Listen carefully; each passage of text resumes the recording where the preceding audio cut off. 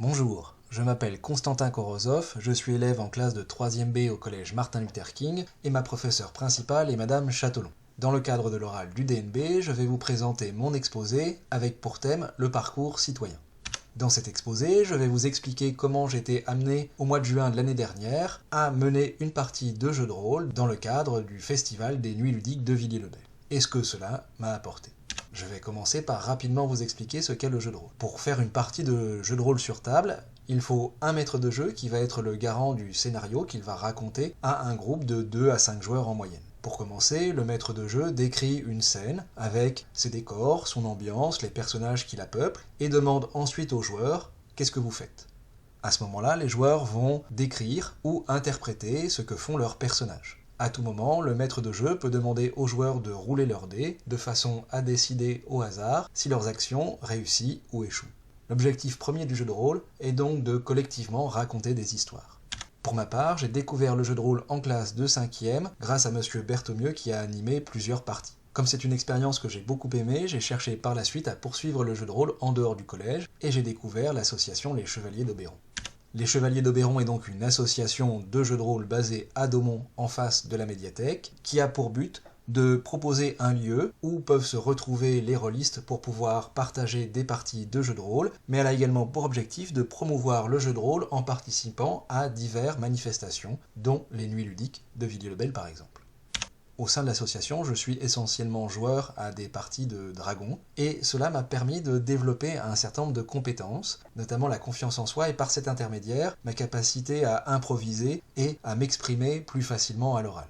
Je suis de nature plutôt quelqu'un de timide et de réservé, mais la pratique régulière du jeu de rôle m'a permis d'aller à l'encontre de ça et de m'ouvrir finalement assez facilement aux autres. J'ai également eu l'occasion d'être à plusieurs moments maître de jeu sur des parties de Cthulhu Hack. Quand on est maître de jeu, cela demande de maîtriser toutes les compétences auxquelles on fait appel quand on est joueur, mais avec une maîtrise un peu plus poussée puisqu'on est garant de la bonne tenue de la partie. Comme on le disait, l'un des objectifs principaux de l'association des Chevaliers d'Oberon est de promouvoir le jeu de rôle en participant à des manifestations comme par exemple le Festival des Nuits ludiques de Villiers-le-Bel. Les Nuits ludiques de Villiers-le-Bel est un festival qui a lieu le premier week-end de juin depuis 3 ans et qui a pour objectif de rassembler le jeu sous toutes ses formes, que ce soit le jeu de société, le jeu de plateau, le jeu de rôle bien sûr, mais aussi le wargame. Pour ça, le festival fait appel à toutes les associations de Villiers-le-Bel, mais aussi des villes environnantes, pour organiser des parties et faire découvrir des jeux différents aux festivaliers. Il a lieu donc sur 2 jours, le vendredi de 16h jusqu'à un peu plus de minuit, et le samedi de 16h jusqu'à un peu plus de minuit. Et ça se passe à l'espace Marcel Pagnol. L'association des Chevaliers d'Oberon anime plusieurs tables de jeux de rôle, c'était encore le cas cette année. Pour ma part, j'ai participé l'année dernière. Cette année, j'ai préféré me concentrer sur mes révisions du brevet. Et donc, en juin dernier, le vendredi, j'ai animé une partie de jeux de rôle, une partie de Cthulhu Hack, puisque c'est un jeu que j'avais déjà maîtrisé dans le cadre de l'association, et ça a été un moment assez intense et plutôt inoubliable.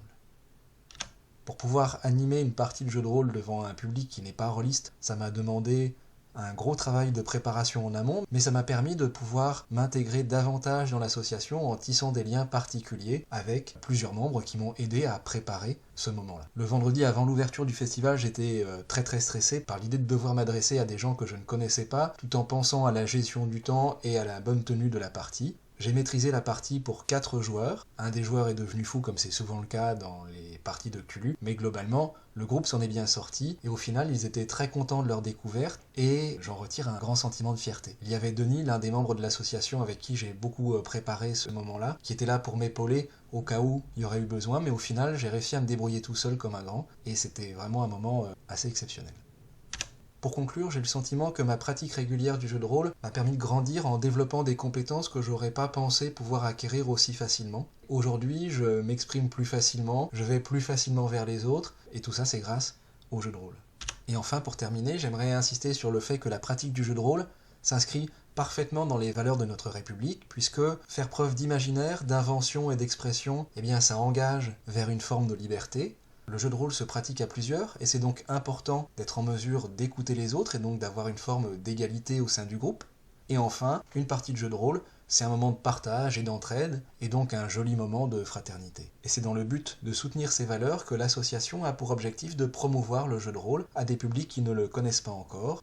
Les Chevaliers d'Oberon participeront l'année prochaine à nouveau à la 4e édition des Nuits ludiques de Villy-le-Bel, mais d'ores et déjà il y a d'autres projets, notamment l'animation de parties de jeux de rôle dans les maisons de retraite ou les médiathèques pour faire connaître le jeu de rôle à un public différent, et je compte bien y participer.